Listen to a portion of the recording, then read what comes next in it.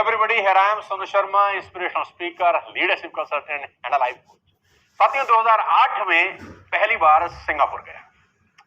बहुत बड़ी मूवमेंट थी हमारे लिए, बहुत छोटा सा उम्र था, विदेश जाने का मौका मिला 2008 में। पीछे तस्वीर आप देख पा रहे हैं 2008 सिंगापुर की। नजारा अद्भुत था, वहां का माहौल अद्भुत था, सड़कें अद्भुत थी, इंफ्रास्ट्रक्चर शानदार, बिल्डिंग ऊंची ऊंची, देखकर आंखें ही फटी की फटी रह गई। शानदार इंफ्रास्ट्रक्चर, बेहतरीन साफ सफाई, सारा दिन आप सड़क पर घूमो, आपके कपड़े मैले नहीं होते, ना धूल ना मिट्टी, इवन जूता ऊपर से तो क्या साला नीचे से गंदा नहीं होता, इतनी शानदार जगह। फिर 2010 में हांगकांग जाना हुआ, वहां एक अलग ही दुनिया देखी, बड़ी बड़ी इमारतें, शानदार ट्रैफिक की व्यवस्था, और 4 से 5 दिन क्रूज पे था। बेहद शानदार अनुभव था, और मुझे याद है क्रूज की डेक पर रात बिताई थी एक। साथियों, हांगकांग एक अलग मजा था, सिंगापुर एक अलग मजा था, लेकिन मेरी पहली दुबई विजिट ने मेरी आंखें ही फाड़ के रख दी कि क्या दुनिया में ऐसा भी होता है। बुर्ज खलीफा देखा जीवन में पहली बार, जब ऐसे किया तो बाप रे बाप, गर्दन की हड्डी ही एक बार टूटने को आ गई कि इतनी बड़ी इमारत। बुर्ज खलीफा के नीचे किया गया डिनर आज भी याद है, और वो शाम को जब वाटर पार्क होता है, वाटर शो होता है बुर्ज खलीफा के नीचे, अद्भुत था। मैं अब आपको ये बातें बता क्यों रहा हूं, आज इन बातों का इस वीडियो से क्या लेना देना है। साथियों, देश से बाहर निकलो तो पता चलता है दुनिया कितनी बड़ी है, कितनी आगे निकल गई। अभी रिसेंटली छुट्टी मनाने में फुकेट गया, बैंकॉक, वापस आने का मन ही नहीं करता। इतना साफ समुद्र, शानदार सड़कें, इंफ्रास्ट्रक्चर, ट्रैफिक बहुत बढ़िया, गाड़ियां चल रही हैं तो एक गाड़ी के दूसरी गाड़ी के बीच में एक डिस्टेंस है, एक डिस्टेंस मेंटेन करके चला जा रहा है। हमारे यहाँ तो साला बम्पर टू बम्पर, जब तक हमारे वाला बम्पर दूसरे वाले बम्पर में घुस ना जाए तब तक चलाते रहते हैं अपन। जब देश से बाहर जाता हूं तो वापस आके सोचता हूं कि क्या कभी हमारे देश में भी ऐसा हो सकता है कि इस तरह की साफ और चौड़ी सड़कें हों, बेहद शानदार इंफ्रास्ट्रक्चर हो, सड़क किनारे दोनों तरफ बड़े बड़े छायादार पेड़, और शहर के बीच से ही वो नदी का बहना, और उस नदी पे लोगों का बोटिंग का मजा लेना। क्या ऐसा कभी हो सकता है? क्या ट्रैफिक जाम का कभी झंझट ना हो, ऐसा हो सकता है? क्या सिक्योरिटी के हाई स्टैंडर्ड हो, ऐसा हो सकता है? क्या हेल्थ सर्विसेज के वर्ल्ड क्लास इंतजाम हो, ऐसा हो सकता है? अलग ही लेवल की एजुकेशन, पॉल्यूशन का नामो निशान ना हो, साफ हवा, नीला आसमान, और बिजनेस करने के सभी साधन एक ही जगह पर, जहां सच में जीवन जीने का दोस्त आनंद आए, जहां जाकर रहने का मजा आए। तो साथियों, आज की केस स्टडी इसी के ऊपर है। आज की सबसे बड़ी खबर यह है कि ऐसा ही अब हमारे अपने भारत में होने जा रहा है। एक ऐसी सिटी जिसमें सिंगापुर जैसा इंफ्रास्ट्रक्चर, जापान जैसी टेक्नोलॉजी, अपनी दिल्ली से दुगना बड़ा, शंघाई से कहते हैं कि 6 गुना बड़ा, जो एशिया की सबसे बड़ी ग्रीनफील्ड परियोजना होने जा रही है, जो 3 तरफ से समुंदर से घिरी है। देश में एक ऐसी शानदार सिटी जो 920 किलोमीटर में बन रही है। Can you believe it? 920 square kilometre में बन रही है। 95,000 करोड़ में खड़ा हो रहा है ये प्रोजेक्ट, वर्ल्ड लेवल पर अपना परचम लहराने के लिए तैयार हो रहा है। फोर्ब्स मैगजीन जिसके बारे में यह बता रही है कि दुनिया का सबसे बड़ा शहर भारत में बनने जा रहा है।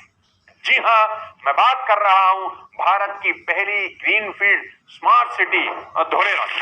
ये मैं नहीं कह रहा, देश की सरकार भी अब ये कह रही है, और जो हमारे प्रधानमंत्री श्री नरेंद्र मोदी जी का ड्रीम प्रोजेक्ट भी। बिजनेस के नए अवसर यहाँ बन रहे हैं, उद्योग धंधे फल फूल रहे हैं। धौलेरा में रिन्यूएबल एनर्जी, स्पेस और सेमीकंडक्टर इंडस्ट्री को लेकर। अब आप मुझसे सबसे पहले ये पूछने वाले हैं कि सोनू सर, स्मार्ट सिटी तो सुना था, ये ग्रीन फील्ड स्मार्ट सिटी कौन सी भला होती है? तो सबसे पहले मैं आप सबको बता दूं कि ग्रीन फील्ड स्मार्ट सिटी और स्मार्ट सिटी में फर्क क्या होता है, और आज इनकी जरूरत क्यों है। साथियों, जैसे जैसे आबादी बढ़ती जा रही है, हमारे देश में अलग अलग शहरों की जरूरत है, एक नई सिटीज की जरूरत है जहां पर आबादी का बोझ लिया जा सके। नहीं तो एक ही सिटी में अगर आप देखिए मल्टीज बनना शुरू हो गई हैं, सीवर उसी पुराने दौर के लगे हुए हैं, वाटर सप्लाई उसी पुरानी दौर की है, ट्रैफिक व्यवस्था उसी पुराने दौर की है, इसलिए जाम लगते हैं, कभी सीवर लाइन चोक हो जाती है, कभी पानी नहीं आता, सब दिक्कतें हैं। उसका एक ही इलाज है, स्मार्ट सिटी। स्मार्ट सिटी में सबसे पहले शहर को डेवलप किया जाता है जो पहले से ही डेवलप है। स्मार्ट सिटी बोलते किसको है? स्मार्ट सिटी में पहले के ही बसे शहर को डेवलप किया जाता है, जैसे कि अपना फरीदाबाद। जी हाँ, हमारा फरीदाबाद एक स्मार्ट सिटी प्रोजेक्ट है जो बसा हुआ है, जिसमें बसावट है, जिसमें ऑलरेडी लोग रह रहे हैं, जीवन यापन चल रहा है, नौकरी कर रहे हैं, मस्त बिजनेस चल रहा है। अब इसका और अच्छे से ब्यूटिफिकेशन किया जाता है। जितने भी स्मार्ट सिटी प्रोजेक्ट हैं, बसे हुए शहरों को और ब्यूटीफाई किया जाता है। वहां पर ट्रैफिक मैनेजमेंट अच्छे से किया जाता है, इलेक्ट्रिसिटी का और टेक केयर किया जाता है, जाम ना लगे उसकी व्यवस्था की जाती है।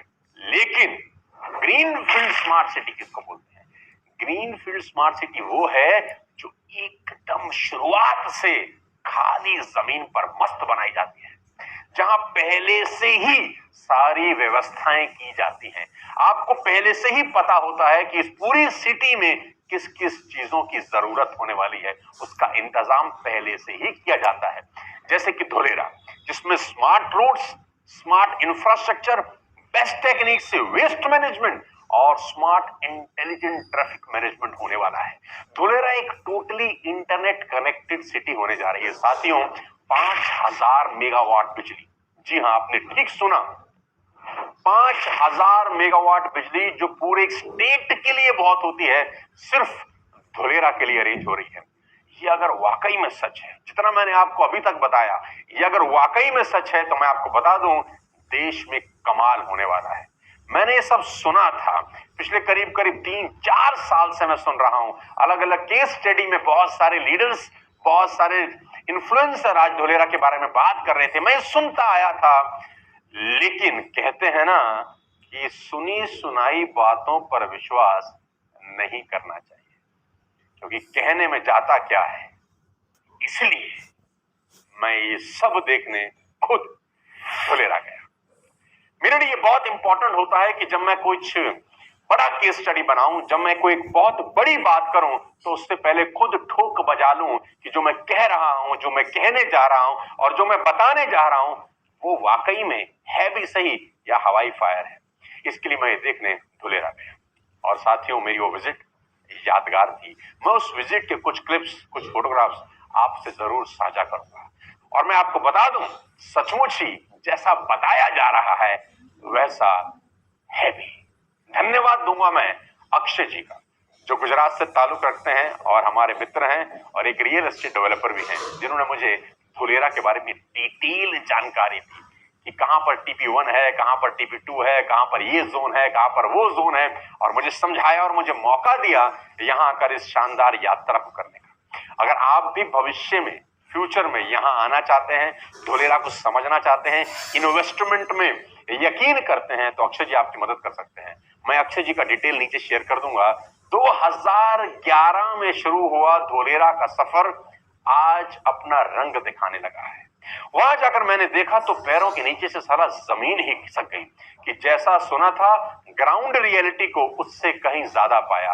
पहली बार किसी शहर के बीच में 10 किलोमीटर की लेक ऑलरेडी बन के तैयार थी। हा, पूरी की पूरी लेक बनी हुई है और वहां खड़ा होकर ऐसा लग रहा था जैसे वेनिस में घूम रहा हूं। जो देखने दुनिया के लोग साथियों वेनिस जाते हैं, वही मुझे हिंदुस्तान में देखने को मिला और देखकर दिल गार्डन गार्डन हो गया। सच कहूं तो मजा आ गया। इतनी शानदार डेवलपमेंट कि दिल कहने लगा कि अगर सही मौका मिले तो यहां कुछ इन्वेस्ट जरूर करूं। साथियों, जिस कंसेप्ट पर धुलेरा को बनाया जा रहा है वो है सिंगल विंडो सिस्टम, जिसमें आपको किसी भी सरकारी या बिजनेस संबंधित कामों के लिए अलग अलग दफ्तरों के चक्कर नहीं लगाने होंगे। हमारे देश की हालत आपको पता है, आपकी फाइल पहले एक डिपार्टमेंट से दूसरे डिपार्टमेंट में जाती है, दूसरे से तीसरे में जाती है, गोल गोल गोल घूमती है, आदमी ही तब तक गोल हो जाता है, बस घूमती ही रह जाती है। यहां ऐसा नहीं होगा। ये एक सिंगल विंडो सिस्टम है, जिसको बोलते हैं ABCD बिल्डिंग। मैं गया, मैंने ये भी देखी, मेरे पीछे आप देखिए, इसका नाम तो ABCD है, पर ये काम A to Z करती है। जी हाँ, इसका नाम ABCD है, लेकिन एक काम A to Z करती है। इसका मतलब है administrative and business centre of Dholera. ये धुलेरा का दिमाग है। आप समझ लीजिए कि दिमाग पूरी की पूरी सिटी को ऑर्गेनाइज करता है, मैनेज करता है। और ये बिल्डिंग पूरी की पूरी बनकर तैयार है। एक ऐसी बिल्डिंग है जिससे पूरे शहर को कंट्रोल किया जा सकता है। पूरे धुलेरा को सेंसर और अलार्म से कनेक्ट किया गया है। कहीं आग लग जाए, कहीं कोई एक्सीडेंट हो जाए, किसी भी प्रकार की कोई मिस हैपनिंग हो जाए तो उसकी जानकारी तुरंत अलर्ट सिग्नल के द्वारा ABCD बिल्डिंग तक पहुंच जाएगी। कुल मिला के पूरे शहर का रिमोट कंट्रोल इस बिल्डिंग के पास होगा। सारे शहर के CCTV कैमरास को एक्सेस करने की पावर इस बिल्डिंग के पास होगी। 10,000 सेंसर्स पूरी सिटी में लगाए जा रहे हैं। साथियों, ABCD बिल्डिंग सभी fire stations, hospitals, police stations, airports, schools, malls, railway stations सभी के साथ कनेक्टेड रहने वाली है। कोई भी इंफॉर्मेशन, कोई भी सूचना पलक झपकते ही यहां पहुंच जाएगी। किसी भी इमरजेंसी की हालत में एम्बुलेंस को किसी तरह के जाम में फंसने की जरूरत नहीं है। आप देखते हैं हमारे शहर में एम्बुलेंस जाम में फंस जाती है और कभी कभी उसी जाम की वजह से कुछ लोगों का जीवन चला जाता है, लेकिन यहां ऐसा नहीं होगा। सिर्फ एक क्लिक से किसी भी एम्बुलेंस के लिए ग्रीन कॉरिडोर बनाया जा सकता है। किसी भी प्रोजेक्ट की सफलता साथियों उसकी कनेक्टिविटी पर बहुत ज्यादा डिपेंड करती है। अब मैं बात करने वाला हूं कनेक्टिविटी की। जी हां, धुलेरा कहां है, एग्जैक्ट लोकेशन धुलेरा की कहां है? अहमदाबाद से 109 किलोमीटर, गांधीनगर से 132, भावनगर से मात्र 62 किलोमीटर की दूरी पर, राजकोट से 176, सूरत से 295 और वडोदरा से 138 किलोमीटर की दूरी पर है धुलेरा।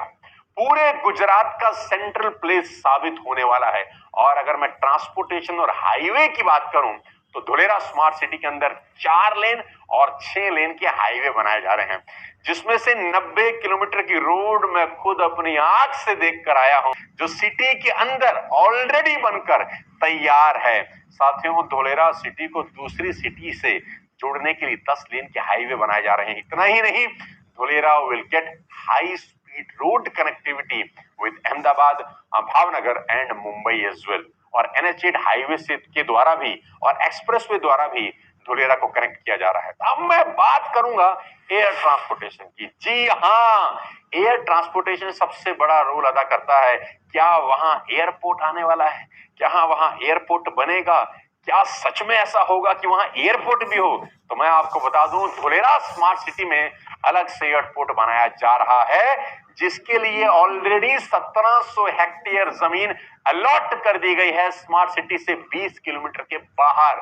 आपको ज्ञात होगा 2016 में ग्रीनफील्ड एयरपोर्ट पॉलिसी के अंतर्गत धुलेरा में नए ग्रीनफील्ड एयरपोर्ट बनाने का इनिशिएटिव लिया गया था, जिसके चलते इसकी एनवायरनमेंट क्लियरेंस भी और इसकी सिक्योरिटी क्लियरेंस और रक्षा मंत्रालय से NOC भी आ चुका है। यानी आप एयरपोर्ट से उतरे और 20 किलोमीटर में आप धुलेरा पहुंच गए।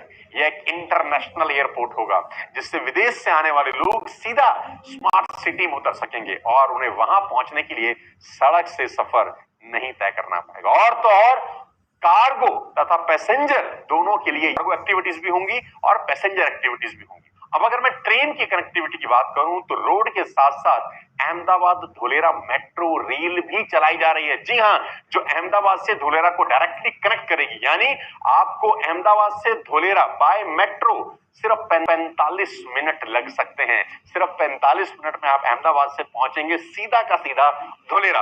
और इंटरसिटी कनेक्टिविटी तो है ही जबरदस्त। और मैं आपको बताऊं, स्टेट की पहली मोनो रेल का अप्रूवल भी धुलेरा को मिल चुका है। जी हां, धुलेरा को पहला मोनो रेल का अप्रूवल है। साथियों, कनेक्टिविटी के साथ साथ किसी भी शहर के विकास, उन्नति और प्रगति के लिए उस शहर की भौगोलिक संरचना क्या है, बहुत बड़ा रोल प्ले करती है, जिसके लिए धुलेरा स्मार्ट सिटी को 15 अलग अलग जोन में बांटा जा रहा है, जैसे agriculture, tourism, residential, industrial, knowledge and IT zone. और सोने पे सुहागा ये कि manufacturing, service, education, tourism, hotel industry, corporate सभी इंडस्ट्री से एक अनुमान के मुताबिक 10 लाख से ज्यादा जॉब क्रिएट हो रही है। ढोलेरा को स्मार्ट सिटी बनाने का काम हेल्क्रो, विप्रो, IBM, सिस्को जैसी कंपनियां कर रही हैं, जो ढोलेरा सिटी को टेक्नोलॉजिकली एडवांस सिटी बनाने में जुटी हैं। सबसे मजेदार बात साथियों यह है कि ढोलेरा स्मार्ट सिटी को डेवलप करने के लिए ट्रंक इंफ्रास्ट्रक्चर का उपयोग किया जा रहा है। आप जानते ही हैं कि बरसातों में हमारी सड़कें नदियों का रूप ले लेती हैं। वाटर लॉगिंग की वजह से घंटों का जाम झेलना पड़ता है और कभी कभी तो हमने ये भी देखा है कि सड़कों पे नाव चलती हैं, इतना पानी भर जाता है, टाइम की बर्बादी होती है, जाम लगता है, फ्यूल की बर्बादी होती है, सो अलग। ट्रंक इंफ्रास्ट्रक्चर का उपयोग किया जा रहा है ढोलेरा में, जो डिग फ्री होती है और जमीन के अंदर से ही सीवेज का लाइन जाता है, गैस का लाइन जाता है, ड्रेनेज का लाइन जाता है, जैसे सभी पाइपें वहीं से होकर गुजरते हैं। मतलब सीवेज का वाटर नीचे से, ड्रेनेज नीचे से, गैस पाइपलाइन बिल्कुल नीचे से। कितनी भी बाढ़ आ जाए, बारिश आ जाए, ढोलेरा स्मार्ट सिटी की सड़कों पर पानी कभी नहीं भर सकता।